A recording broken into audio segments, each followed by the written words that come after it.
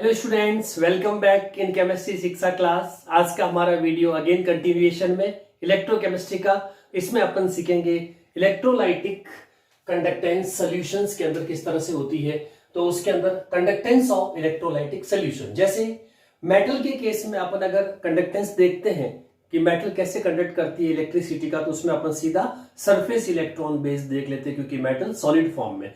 लेकिन अगर किसी सोल्यूशन में आयंस प्रेजेंट हो तो उस केस में हम कंडक्टेंस कैसे देखेंगे, तो उसको अपन बोलते हैं इलेक्ट्रोलाइटिक सॉल्यूशन। इलेक्ट्रोलाइटिक सॉल्यूशन का मतलब ये होगा कि अपने पास में जैसे एक बीकर की फॉर्म के अंदर जिसमें आप कोई भी इलेक्ट्रोलाइट वाटर के अंदर डिसॉल्व कर देंगे और वो कैटाइन और एनाइन की फॉर्म में प्रेजेंट रहेंगे। तो जैसे मेटल में अपन कोई भी वायर को, है ना, उसके ऊपर पासिंग ऑफ इलेक्ट्रॉन के रेस्पेक्ट में जो करंट देखते हैं, तो इस तरह से सॉल्यूशन के अंदर अपन इलेक्ट्रोलाइटिक यानी कि उसमें कैथोड और एनोड की प्रेजेंस में कितनी कंडक्टेंस आएगी, तो अपन इसमें क्या प्लेस कर देंगे, कैथोड एंड एनोड। और सॉल्यूशन की, तो इलेक्ट्रोलाइटिक सॉल्यूशन का मतलब जिसमें पॉजिटिव और नेगेटिव चार्ज यानी कि जो भी सब्सटेंस काम में लिया जा रहा है वो आयोनाइज्ड हो जाना चाहिए और उसकी कंडक्टेंस अपन चेक करेंगे। तो इसमें कंडक्टेंस को चेक करने से पहले अपन स्टूडेंट सब कुछ इंपॉर्टेंट टर्म्स जो अपन को सीखनी है इसके अंदर, वो है रेजिस्टेंस आर से रिप्रेजेंट करेंगे, कंडक्टेंस सी से रिप्रेजेंट करेंगे, स्पेसिफिक रेजिस्टेंस रो से रिप्रेजेंट करेंगे, स्पेसिफिक कंडक्टेंस के से रिप्रेजेंट करेंगे, कप्पा जिसको कप्पा बोलेंगे, मोलर कंडक्टेंस को, ठीक है, वीएम से रिप्रेजेंट करेंगे, ठीक है, लैम्डा एम से रिप्रेजेंट करेंगे मोलर कंडक्टेंस, इक्विवेलेंट कंडक्टेंस को लैम्डा वी से रिप्रेजेंट करेंगे। तो अब इसमें से इन टर्म्स की डेफिनेशन, इनकी यूनिट्स और इनके फॉर्मूले सीखते हैं। तो सबसे पहला स्टूडेंट इसमें से अपना आता है resistance. Resistance is very common terms. Resistance चाहे वो वायर के लिए है, चाहे वो सोल्यूशन के अंदर माइग्रेशन ऑफ आयंस के अंदर डेवलप हो रही हो, तो रेजिस्टेंस, रेजिस्टेंस को अपन आर से लिखेंगे, ठीक है। तो क्या है resistance? Obstacle in flow of, उसमें जो ऑब्स्टेकल आएगा, तो obstacle in flow of current, obstacle in flow of current is known as resistance. The obstacle in flow of current is known as resistance. ठीक है, जितना ज्यादा ऑब्स्टेकल आएगा उतना ही फ्लो ऑफ करंट कम होगा, तो आपका फ्यूचर में कंडक्टेंस कम हो जाएगी। तो रेजिस्टेंस फॉर्मूले से कैसे लिखेंगे, तो R directly proportional to L by A, इस फॉर्म के अंदर लिखेंगे। नाउ यहां पे प्रोपोर्शनल जो हटाएंगे तो क्या हो जाएगा, R equals to rho L by A. तो R तो आपका रेजिस्टेंस हो गया, रो आपका क्या कहलाएगा, स्पेसिफिक रेजिस्टेंस, और L आपकी क्या हो जाएगी, लेंथ, ठीक है, और A हो जाएगा आपका cross section area. Cross section area, अगर लेंथ को सेंटीमीटर से लिखते हैं तो cross section area centimetre square हो जाएगा। तो इसका जितना भी आपका, एक तो लेंथ कितनी है सॉल्यूशंस के अंदर जहां आयंस प्रेजेंट है, और क्रॉस सेक्शन एरिया कितना टोटल, वो इसमें ले लेंगे। तो इस तरह से हम रेजिस्टेंस कैलकुलेट कर सकते हैं। फिर लास्ट में इसकी यूनिट ऑफ रेजिस्टेंस क्या होगा, तो इसको अपन OHM, ओम से रिप्रेजेंट करते हैं, ओम लिख सकते हैं, या इसका सिंबॉलिक फॉर्म में लिखेंगे तो आप ऐसे ओम को लिख सकते हैं। तो ओम इसकी यूनिट हो गई। इसके बाद में सेकेंड टर्म स्टूडेंट इसके अंदर है, वो है कंडक्टेंस, ठीक है, कंडक्टेंस ले लीजिए सेकंड। तो सेकंड आपका टर्म इसके अंदर आ गया सॉल्यूशंस के लिए कंडक्टेंस। कंडक्टेंस को कैपिटल C से रिप्रेजेंट करेंगे।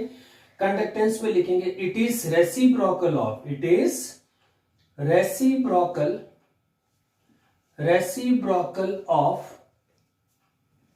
ऑफ रेजिस्टेंस, यानी कि कंडक्टेंस जो होती है वो रेजिस्टेंस की रेसिप्रोकल होती है, ठीक है। तो इसके अंदर जैसे अपन ने कहा था obstacle in flow of current है, तो जैसे ये ज्यादा होगा तो ये ऑटोमेटिकली कम हो जाएगी, और कंडक्टेंस ज्यादा है इसका मतलब ऑब्स्टेकल कम है, इसीलिए दोनों एक दूसरे के रेसिप्रोकल रहेगी। तो इसको लिखेंगे, ठीक है, C इक्वल्स टू लिख दीजिए 1/R। तो ये आपकी क्या कहलाएगी डेफिनेशन में, कंडक्टेंस इज द रेसिप्रोकल और इनवर्सली प्रोपोर्शनल टू रेजिस्टेंस। अब इसकी जैसे अपने पास यूनिट, ठीक है, ये तो हो गया आपका यूनिट कैसे कैलकुलेट करेंगे इसकी, तो C इक्वल्स टू क्या आ रहा, 1/R। तो इसको क्या लिख सकते हैं, 1/ओम, ठीक है, ओम को ऊपर लाएंगे तो क्या बोलेंगे, इनवर्स, या तो ये लिख सकते हो इनवर्स की फॉर्म में, या इसकी स्पेलिंग को आप रिवर्स कर दीजिए तो इसको अपन महू भी लिख सकते हैं, और एक आप इसके अंदर एसआई यूनिट के अंदर साइंटिफिक नेम से इसको सीमेंस बोलते हैं ना, सीमेंस फॉर्म में लिख दीजिए, सीमेंस, जिसको कैपिटल एस से लिख सकते हैं, सीमेंस। तीनों ही इसकी यूनिट है। वापस देख लीजिए क्या क्या, ओम इनवर्स, महो या सीमेंस, जिसको एस से रिप्रेजेंट करेंगे। तो ये आपका कंडक्टेंस डेफिनेशन हो गया। थर्ड इंपॉर्टेंट टर्म्स लेते हैं अब अपन, स्पेसिफिक रेजिस्टेंस। तो थर्ड पे आप लिखिए स्पेसिफिक रेजिस्टेंस। स्पेसिफिक रेजिस्टेंस को अपन रो से रिप्रेजेंट करेंगे, RHO, रो। ठीक है, स्पेसिफिक कंडक्टेंस में आपको रेजिस्टेंस का फॉर्मूला काम में लेना डेफिनेशन के लिए, तो आपने क्या लिया था, रो L/A। ठीक है, स्पेसिफिक का मतलब कुछ पैरामीटर्स अपन स्पेसिफाइड करते हैं, जैसे L इक्वल्स टू हो गया आपका, लेंथ को अगर 1 सेंटीमीटर मान ले और क्रॉस सेक्शन एरिया को 1 सेंटीमीटर स्क्वायर मान ले तो 1/1 कैंसिल हो जाएगा। तो आपकी जो रेजिस्टेंस होगी वही आपकी स्पेसिफिक कंडक्टेंस बन जाएगी।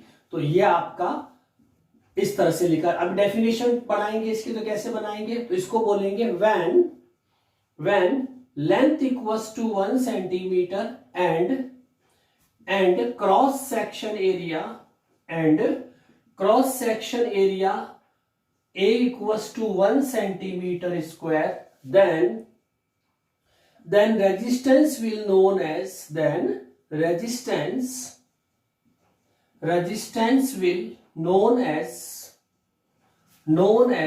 specific resistance और denoted by rho। ठीक है, इसको denoted by RHO या इसको लिख सकते हैं रो। तो ये आपकी स्पेसिफिक रेजिस्टेंस हो गई। इसी तरह से नेक्स्ट टर्म हमारे पास आती है स्पेसिफिक कंडक्टेंस, कप्पा। तो फोर्थ टर्म इसमें लीजिए, कौन सी, स्पेसिफिक कंडक्टेंस। स्पेसिफिक कंडक्टेंस को कप्पा, ठीक है, जिसको K से रिप्रेजेंट करेंगे, कप्पा बोलेंगे और K से रिप्रेजेंट करेंगे इसको। तो जैसे अपन ने स्टूडेंट इन दोनों को आपस में जैसे कोरिलेट किया था, रेजिस्टेंस और कंडक्टेंस में क्या कहा था अपन ने, रेसिप्रोकल हो गई 1/R। इसी तरह से स्पेसिफिक रेजिस्टेंस को और स्पेसिफिक कंडक्टेंस को कोरिलेट कर दीजिए आपस में। तो ये आपका फॉर्मूला बन जाएगा कप्पा इक्वल्स टू 1/ρ। ठीक है, तो डिफाइन करेंगे तो क्या बोलेंगे इसके अंदर, तो K हो गया आपका, क्या कहलाएगा, स्पेसिफिक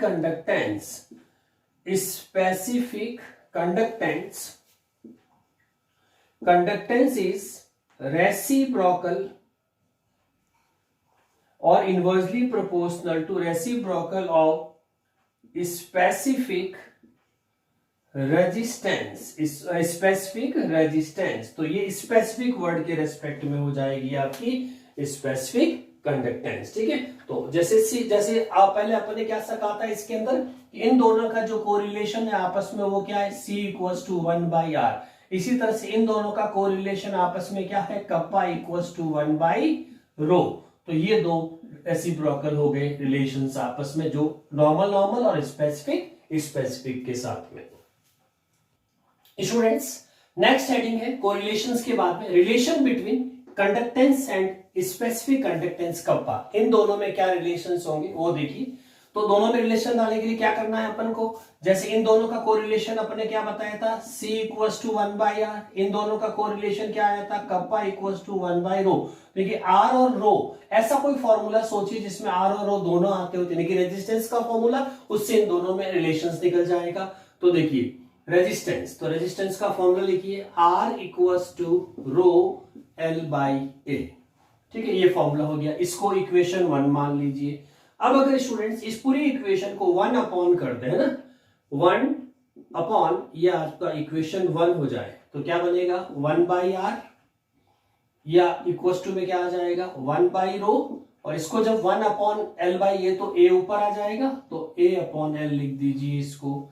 ठीक है, अब आप सोचिए क्या क्या होता है, 1/R को क्या लिख सकते हैं अपन, we know C equals to क्या होता है 1/R, और कप्पा इक्वल्स टू क्या हो जाएगा 1/ρ। तो ये देखिए 1/R को अपन रिप्लेस कर सकते हैं, तो 1/R को आप रिप्लेस कर दीजिए किससे, C से, तो ये आ गया C।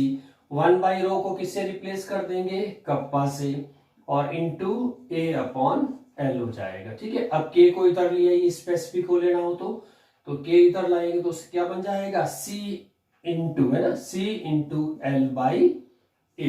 तो ये आपके पास में रिलेशन आ गया।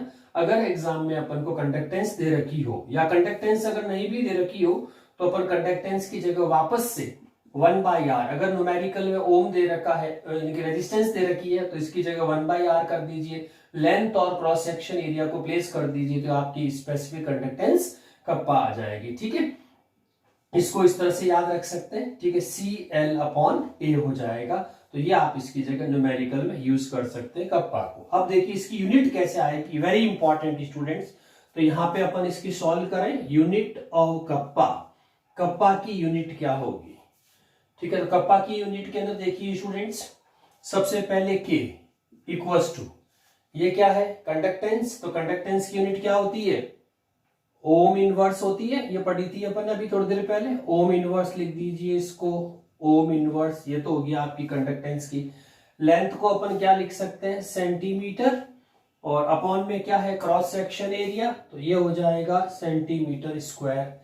1 सेंटीमीटर से 1 सेंटीमीटर कैंसिल, 1 सेंटीमीटर ऊपर लेंगे तो सेंटीमीटर इनवर्स, यानी कि K इक्वल्स टू हो जाएगा ओम इनवर्स और सेंटीमीटर इनवर्स हो जाएगी। ठीक है, तो ये यूनिट या ओम इनवर्स सेंटीमीटर इनवर्स, मंत्र टाइप याद रख सकते हैं, ओम इनवर्स सेंटीमीटर इनवर्स।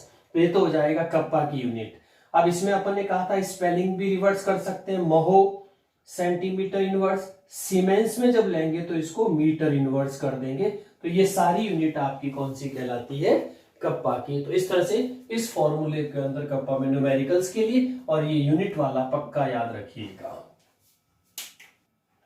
स्टूडेंट्स। एक होता है सेल कांस्टेंट, सेल कांस्टेंट को G स्टार से लिखते हैं, ओनली G लिखेंगे तो गिब्स एनर्जी हो जाएगा, G स्टार से लिखेंगे तो कहलाएगा सेल कांस्टेंट। तो सेल कांस्टेंट जो होता है ये कहलाता है ratio of length upon cross section area, यानी कि कहीं पर अगर length upon cross section area है तो उसको अपन सेल कांस्टेंट G से रिप्रेजेंट कर सकते हैं। तो अपना कप्पा का फॉर्मूला याद करो, कप्पा का फॉर्मूला क्या है था, कप्पा इक्वल्स टू CL/A, है ना। कोई भी नाम रख, ऐसे ट्रिक से याद रख सकते हैं इसको, लाइक कैसी हो सी ला, लाइक दैट, ऐसा कुछ याद रख सकते हैं इसमें। तो ये कोई नाम हो सकता है, उसके हालचाल पूछेंगे तो इसमें कैसे हो सी ला, इस तरह से हो सकता है।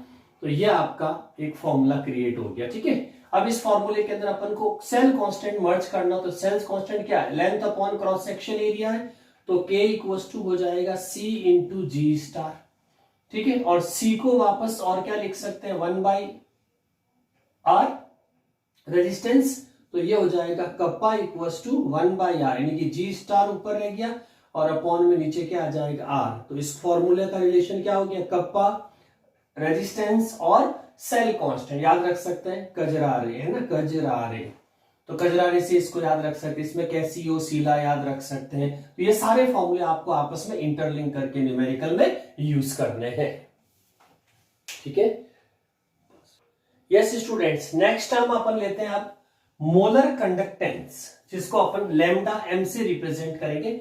अब देखो मोलर कंडक्टेंस की डेफिनेशन को रटे नहीं, उसको इस डायग्राम से इमेजिन करें और एग्जाम में आप उसी तरह से उसको दिमाग में क्लिक करें। तो सबसे पहले एक बीकर ले लीजिए, उस बीकर के अंदर आप क्या करेंगे, 1 मोल, कोई भी इलेक्ट्रोलाइट है उसका 1 मोल इलेक्ट्रोलाइट, 1 मोल इलेक्ट्रोलाइट प्लेस कर दीजिए और इस सोल्यूशन को VML बोल दीजिए, VML सोल्यूशन। तो जब डेफिनेशन अपन स्टार्ट करेंगे तो डेफिनेशन देखो पहले सुन लीजिए कैसे करेंगे और फिर उसके बाद अपन लिखते हैं। तो इसको यहां से स्टार्ट करिए, डायग्राम को दिमाग में इमेजिन करिए, आपको डेफिनेशन याद हो जाएगी। जैसे इसको ऐसे करिए, 1 mole of electrolyte dissolved in, 1 mole of electrolyte dissolved in VML solution, VML solution. अब ये सोल्यूशन बन जाएगा, फिर इस पूरे सोल्यूशन को प्लेस्ड, इस सोल्यूशन को प्लेस्ड कर दीजिए कैथोड और एनोड के बीच में। तो solution placed in between 2 parallel electrodes which are situated at 1 cm distance, parallel होनी चाहिए, ठीक है, और उनके बीच की जो डिस्टेंस है वो 1 सेंटीमीटर होनी चाहिए, 1 सेंटीमीटर डिस्टेंस। ठीक है, the conductance produced by the ions, क्योंकि जब आप इलेक्ट्रोलाइट काम में लेंगे तो इलेक्ट्रोलाइट डिसोसिएट होने के बाद कैटायन और एनायंस बनाएगा। तो इसमें जितने भी आपके स्टूडेंट्स क्या होंगे, कैटायन और एनाइंस। तो इसमें जितने भी कैटायन एनाइंस बनेंगे वो आपकी इलेक्ट्रिक कंडक्टेंस शो करेंगे, मोलर कंडक्टेंस शो करेंगे। तो ये आयंस जितनी प्रोड्यूस, यानी कि सक्सेसफुली जितने कैथोड तक जाएंगे वही आपकी क्या कहलाएगी, मोलर कंडक्टेंस कहलाएगी। ठीक है, तो अब देखो अपन डेफिनेशन पढ़ाएं, आप इमेजिन करिए, साथ साथ लिखिए, देखो क्या कहलाएंगे। when one mole of electrolyte dissolved in, अब क्या बोलेंगे आगे, dissolved in VML solution, ठीक है, सोल्यूशन बन गया। नाउ द सोल्यूशन प्लेस्ड, ठीक है, solution placed in between two parallel electrodes which are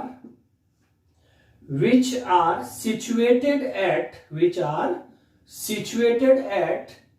1 centimetre distance, दोनों के बीच की distance 1 centimetre, and conductance produced by the ions is known as molar conductance denoted by lambda m। ठीक है, ये आपकी definition हो गई पूरी। तो इस डेफिनेशन को आप खुद इमेजिन करके लिख सकते हैं, रटने की जरूरत नहीं बिल्कुल भी। ये डायग्राम इमेजिन रख लीजिए। When 1 mole of electrolyte dissolved in VML solution placed in between two parallel electrodes which are situated at 1 cm distance, the conductance produced by the ions is known as molar conductance denoted by lambda m। ये आपकी definition हो गई। अब फॉर्मूले के अंदर इसको लिखेंगे तो कैसे लिखेंगे, तो इसको लैम्डा m है ना, लैम्डा m इक्वल्स टू हो जाएगा K/C, और इनटू लीटर पर लीटर है तो 1000 से कर दीजिए इसको, 1/1000 ऊपर आ जाएगा। तो ये इसका कैलकुलेट करने का आपका फॉर्मूला हो जाएगा। ठीक है, तो यहाँ पे लैम्डा m है, ये तो आपकी क्या कहलाएगी, मोलर कंडक्टेंस, इसको अपन बोलेंगे मोलर कंडक्टेंस। तो ये तो हो गई मोलर कंडक्टेंस। C आपका जो हो जाएगा वो हो जाएगी कॉन्सेंट्रेशन, और कॉन्सेंट्रेशन कितना हो जाएगा, मोल पर लीटर। ठीक है, मोल पर लीटर, और ये आपका 1000 जो ml में था तो अपॉन 1000 हो गया तो लीटर में कन्वर्ट हो जाएगा।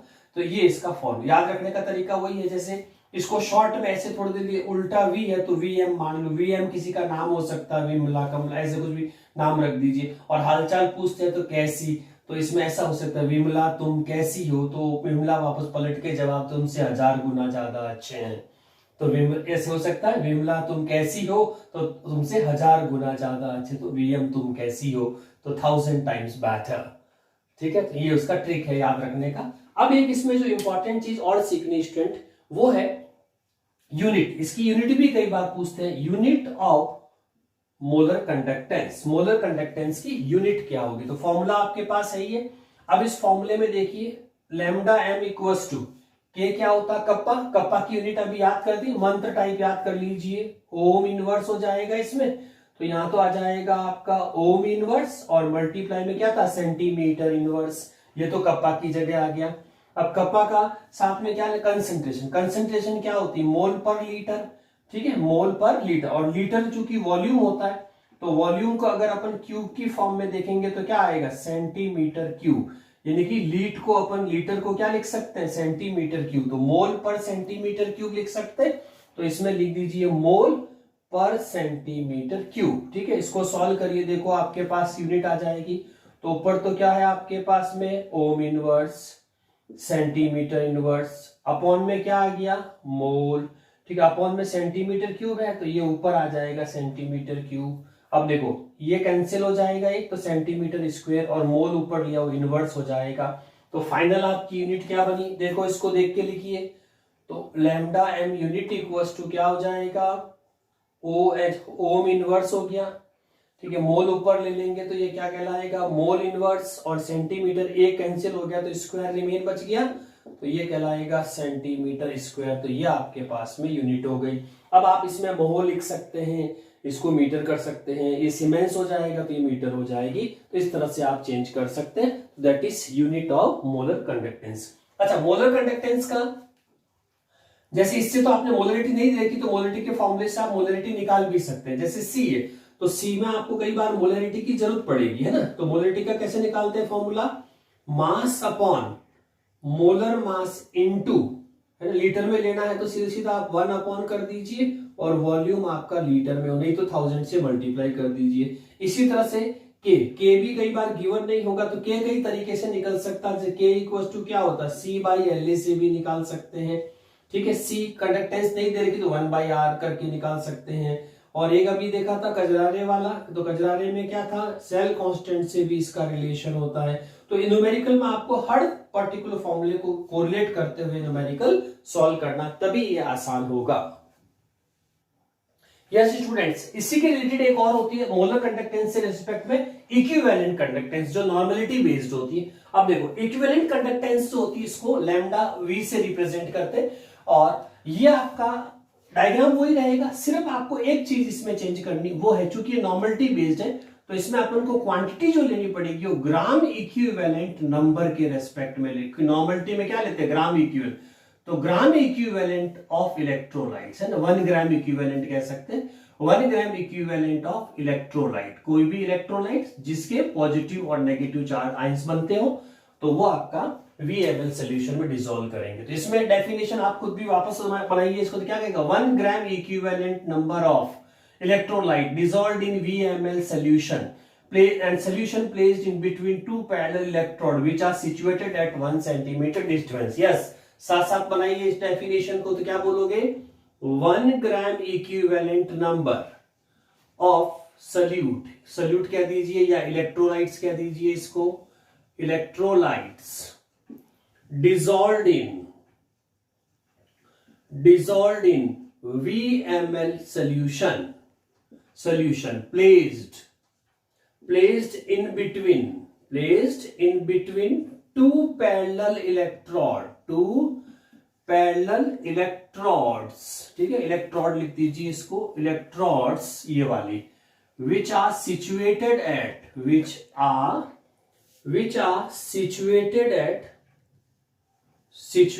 at 1 centimeter distance, ये 1 centimeter distance, the conductance produced by the ions,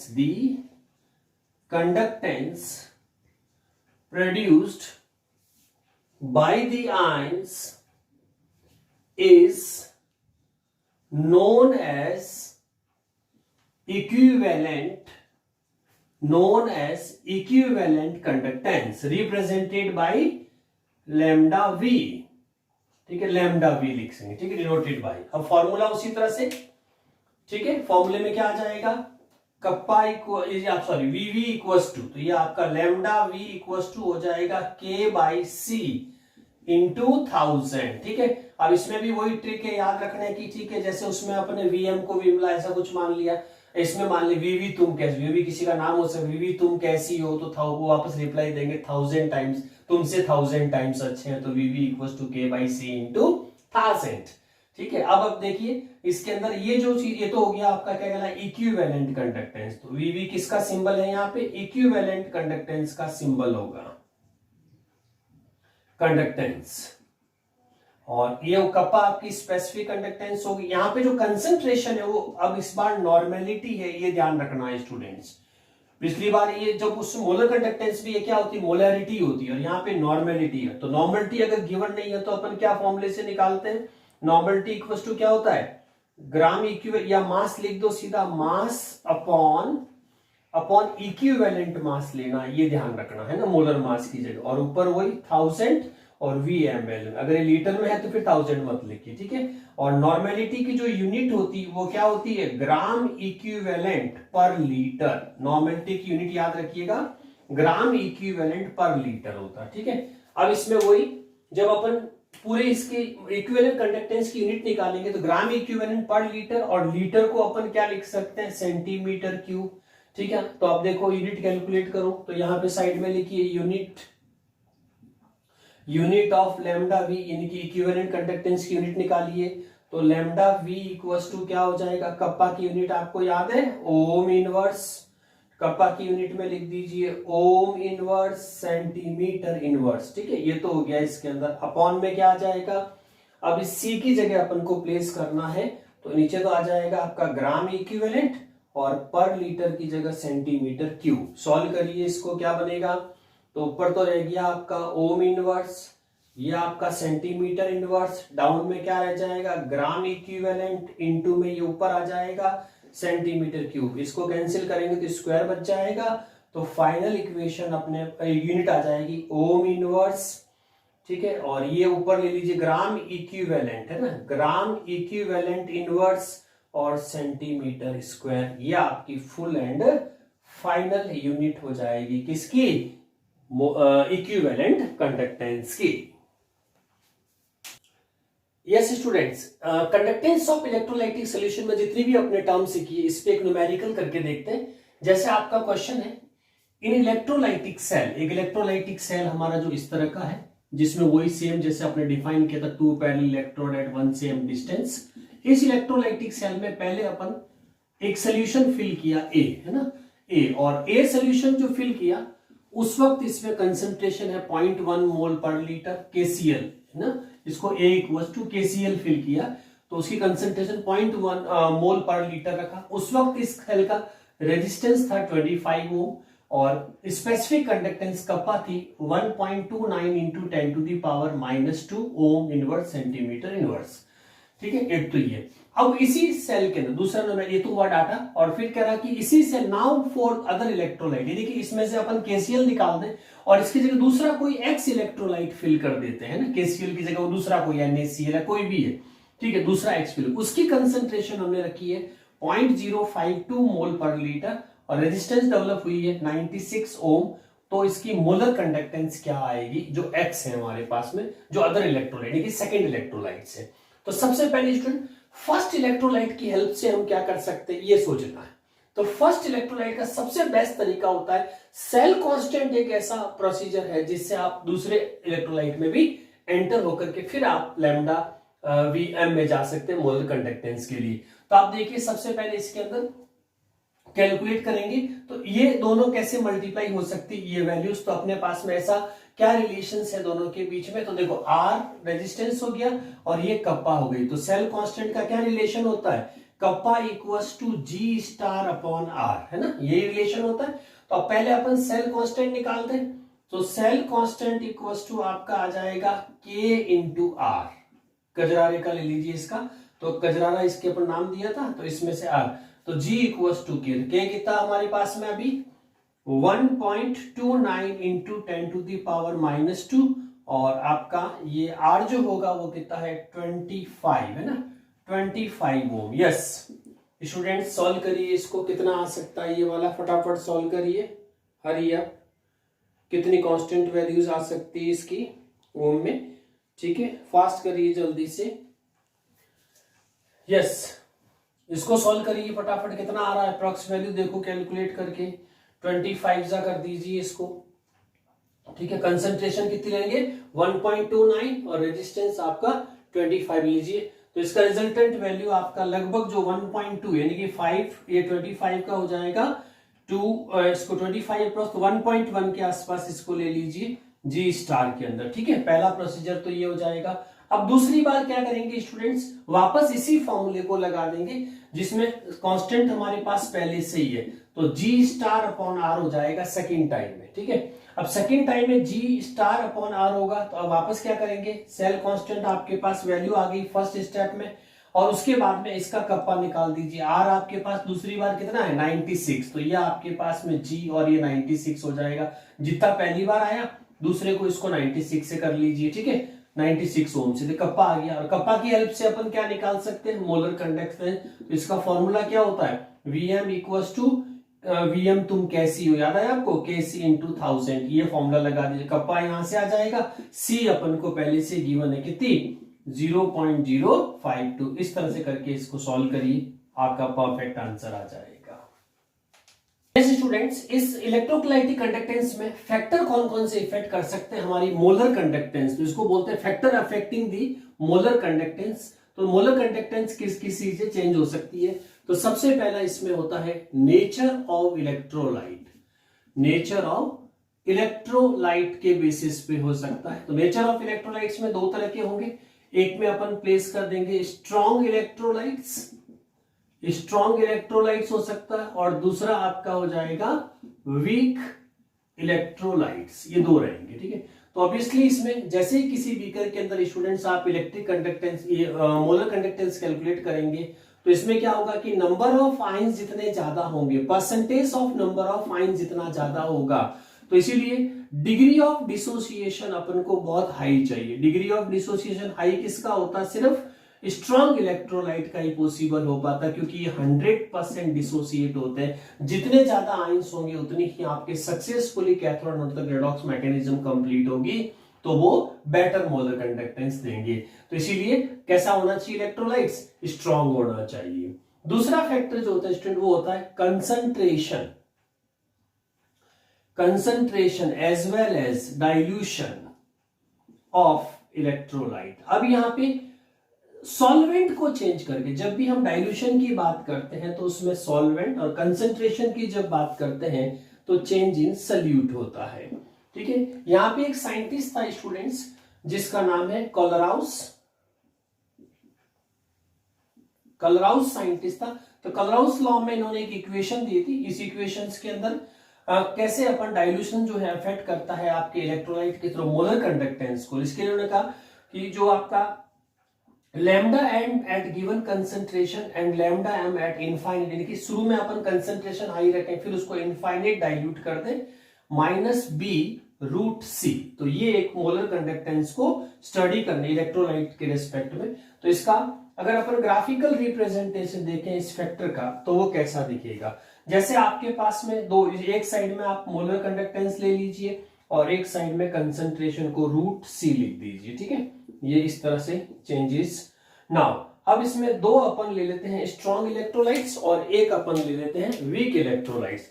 तो स्टूडेंट्स इसमें जो इलेक्ट्रोलाइट्स होंगे आपके स्ट्रॉन्ग वाले ये, और प्लस एक अपन इसमें ग्रीन से ये वाला जो है ये आपका वीक वाला, जैसे ये डायग्राम है। ठीक है, इस डायग्राम में जैसे सपोज आपने एक तो ले लिया NaCl, एक KCl ले लीजिए, एक NaCl ले लीजिए, और एक आपका हो जाएगा एसिटिक एसिड CH3COOH। ठीक है, अब देखो जो ये दोनों कहलाते हैं स्ट्रॉन्ग इलेक्ट्रोलाइट्स। स्ट्रॉन्ग इलेक्ट्रोलाइट्स में स्टूडेंट्स 100% डिसोसिएट होते हैं, लेकिन इनके बीच में गैप कम रहता है। गैप कम रहेंगे तो प्लस माइनस आपस में कोलाइड कर जाएंगे, जिससे वो सक्सेसफुली कैथोड नोड तक नहीं पहुंच पाएंगे। इसीलिए इनके लिए बेटर होता है डाइल्यूशन।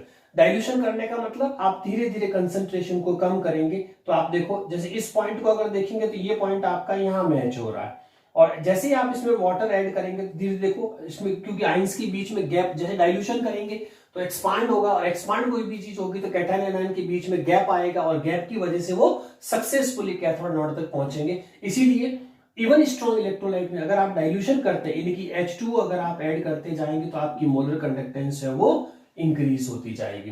अच्छा, दूसरा जो एसिटिक एसिड होता है ये हमारा कैसा है? वीक इलेक्ट्रोलाइट्स है। वीक इलेक्ट्रोलाइट के केसेस में स्टार्टिंग में तो बहुत ज्यादा आपकी कंडक्टेंस नहीं बढ़ेंगी, क्योंकि ये देखिए ये पॉइंट यहां मैच हो रहा, तो लगभग कंडक्टेंस आपकी इतनी रहेगी। तो स्टार्टिंग में सिर्फ इसका डिग्री ऑफ डिसोसिएशन बढ़ता 30 to 40%। जैसे जैसे आप वाटर ऐड करेंगे तो इसका डिग्री ऑफ डिसोसिएशन बढ़ता जाएगा, और उसके बाद में सडन चेंज आए, क्योंकि अब नंबर ऑफ आयंस ज्यादा हो गए तो एकदम से sudden change in molar conductance आएगा।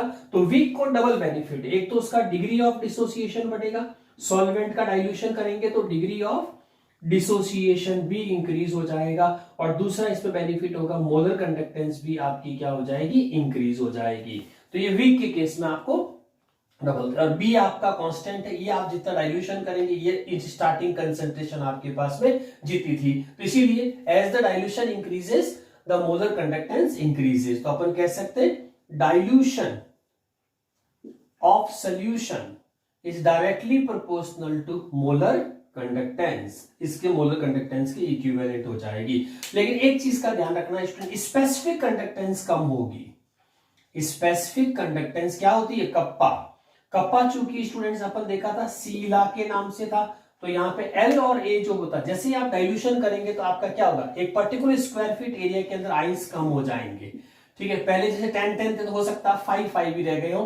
तो इसीलिए जो स्पेसिफिक कंडक्टेंस कप्पा होती है इसका, क्योंकि लेंथ और क्रॉस सेक्शन एरिया का रेशियो है, तो ये हमेशा एक एरिया के बाद में आयन स्प्रेड हो जाएंगे, स्प्रेड होंगे तो पर्टिकुलर एरिया में आयंस कम हो जाएंगे, इसीलिए डाइल्यूशन के साथ में हमेशा स्पेसिफिक कंडक्टेंस आपकी क्या होती है, डिक्रीज होती है।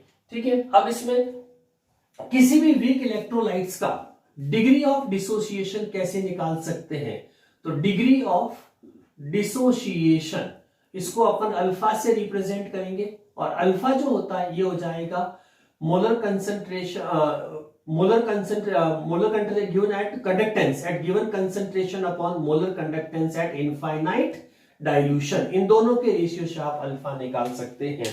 अल्फा क्या है, डिग्री ऑफ डिसोसिएशन, यानी कि जैसे हमारे पास में कोई भी एसिटिक एसिड है तो डिग्री ऑफ डिसोसिएशन का मतलब आयंस फॉर्मेशन कितना हो रहा है, इसको अपन अल्फा से रिप्रेजेंट कर देंगे। जैसे 1 मोल है तो 0 0, 1 माइनस अल्फा तो अल्फा अल्फा, और सी से मल्टीप्लाई, यहाँ पे अल्फा जो है वो डिग्री ऑफ डिसोसिएशन, तो अल्फा जो होगा कहेगा molar conductance at given concentration, जिसको आप कैसे निकालते हैं, K बाई सी इंटू 1000 से कर लीजिए, और ये जो होगा वो कलराउस लॉ से निकालेंगे अपन पूरा, है ना।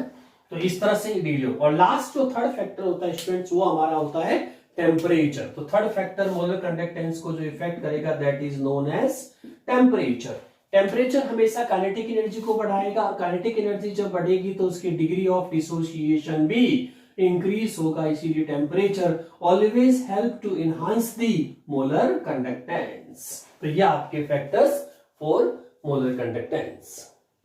तो स्टूडेंट इलेक्ट्रोकेमिस्ट्री को इस तरह से पढ़ते रहिए, ओके, अच्छे से पढ़ाई करिएगा एग्जाम्स के अकॉर्डिंग, कंपटीशन, बोर्ड्स और रिटन एग्जाम्स के लिए। और अगर आप चैनल पे नए हैं तो लाइक, सब्सक्राइब और शेयर जरूर करिएगा। Thank you.